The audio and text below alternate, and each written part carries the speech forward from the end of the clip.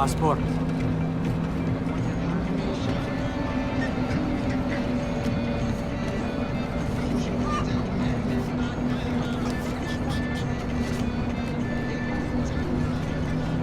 Breathe. I'll do the talking.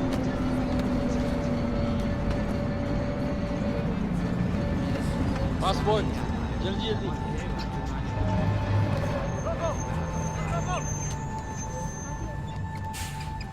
दरवाजा खोलो.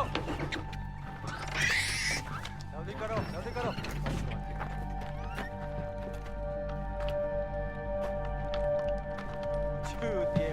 What's happening? कहाँ से आ रहे हो? पटना बॉस. पटना. पटना में क्या है? परवाह है तो बाढ़ में जा. लेकिन हमारी रेंज में. मैंने कहा बाढ़ में जा. कुछ है? अभी तक कुछ नहीं. कोई बात नहीं बॉस, कोई बात नहीं, ले लो. चुप. मिल गया. कुछ मिल गया. आलो. बॉस को भी जाने. से निकलो. रुक. रुको.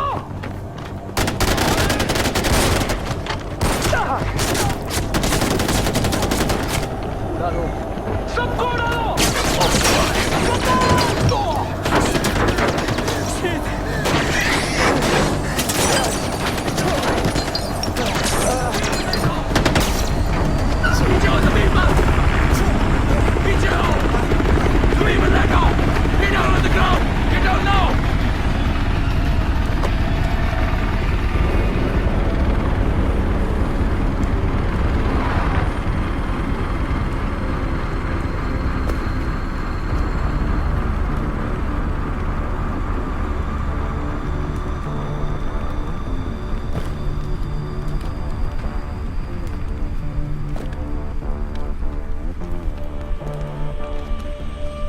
I distinctly remember saying, stop the bus. Yes, stop the bus. Not shoot the bus. I'm very particular with my words. Stop. Shoot. Stop. Shoot. Do those words sound the same? But it got out of control. I'm sorry, I didn't hear you. What'd you say? It got out of control. Got out of control. I hate when things get out of control.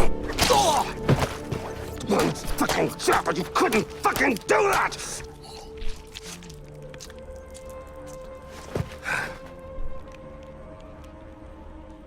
And I got blood on my fucking shoes.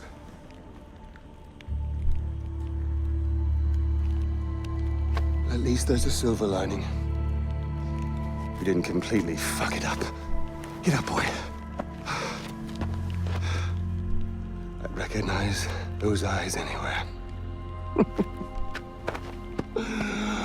I'm so sorry about this. This was supposed to be... well, not this. We have a party waiting for you, but I don't think I know your name. Who is this? Don't worry about a thing, my boy. This will soon be behind us, and we'll be off on a grand adventure. Because I have cleared my calendar for you. You and I are gonna tear shit up! Should I stay or should I go?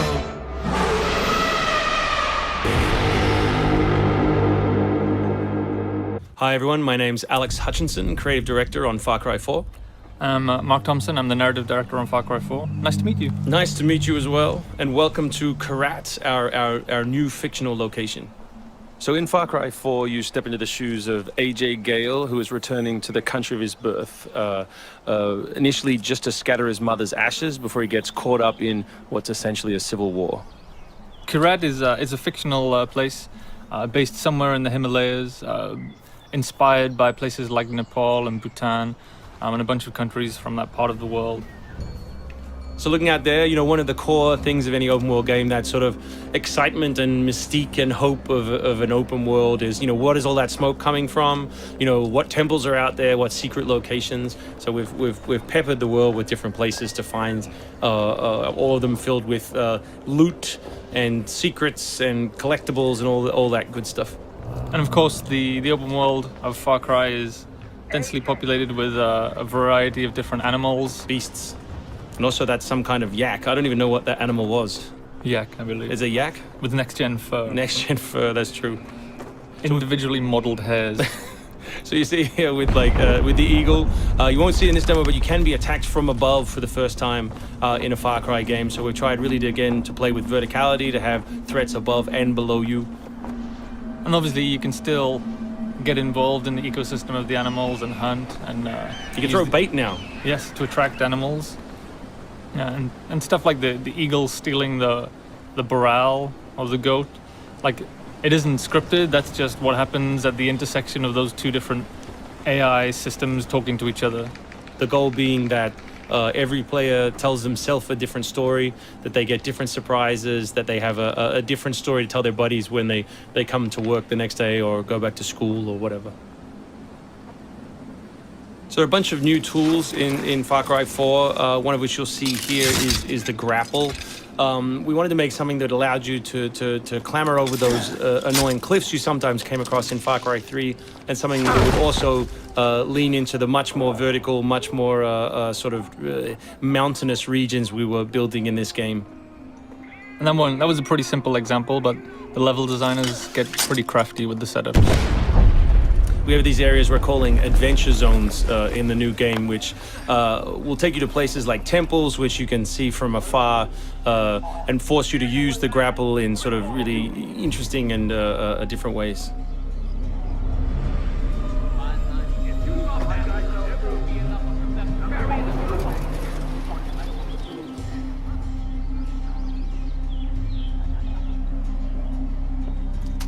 The auto crossbow is a new stealth weapon that we've introduced for Far Cry 4.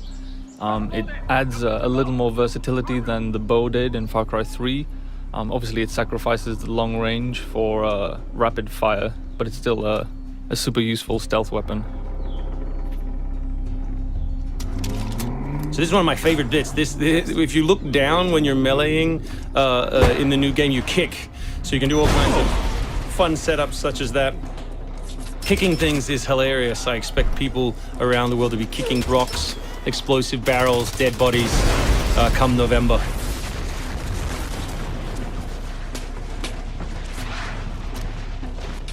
Our goal really was just to provide as many tools as possible, whether vehicles or animals or weapons or, you know, goofy stuff, and let people fit them together any way they want. Yeah, and we've snuck a few features in that fans of Far Cry 3 I think are going to be surprised by. Drive and shoot. Yes. So drive and shoot, obviously it's a bit frustrating to be chasing someone forever and have to sort of drive in front of them, pull over and wait for them to get out. So now in the vehicles you can drive and shoot with any one-handed weapon. And you can also do driving takedowns from any vehicle, which I really like. So this idea of leaping from your vehicle into another vehicle, do horrible things to them, boot them out the side, and then continue on your merry way. You can now deliver death without even leaving your seat. So wingsuit is still here, and it's really cool, as you see, and actually when the space became more vertical, it actually became more fun. The mountainous environment means that there's a lot more wingsuiting to be found. And hopefully you won't get it before the middle of the game. You Yes. will. Hopefully you will get it Yes, before the middle of the we game. will. That's the current plan. But we are many months away from watching you guys abuse us online. Means that there's a lot more wingsuiting to be found. And hopefully you won't get it before the Cry 2 of you, Mark. It's the shark of darkness. So co-op is a massive part of the new game. It's one of our big ways of opening up the open world and letting you play any way you want. So basically, when you ask your buddy to join, all the solo missions turn off, and you're left with all of the open world toy, the outposts, the fortresses, the towers, all the quests to play any way you want.